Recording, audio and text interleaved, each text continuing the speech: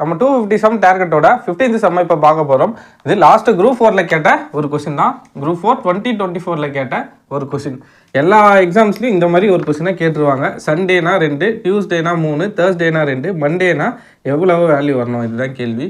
இந்த கொஸ்டினுக்கு பேசிக் எதுனா வவுல்ஸ், அதாவது வந்து AEIOU. இந்த வவுல்ஸு இந்த சண்டேல எத்தனை வவுல்ஸ் இருக்குன்னு பாருங்கள். இந்த AEIOUவில் A1 இருக்குது, அடுத்ததாக ஒரு U இருக்குது. அப்போது மொத்தமாக 2 வருதுங்களா. அதே மாதிரி டியூஸ்டேயில் பாருங்கள், E வருது, U வருது, இன்னொரு A வருது.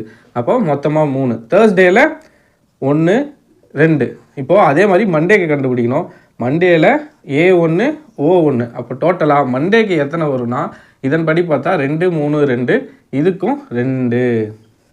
இந்த மாதிரி கொஸ்டின்ஸ் டிஎன்பிசிஸில் அடிக்கடி கேட்குறாங்க.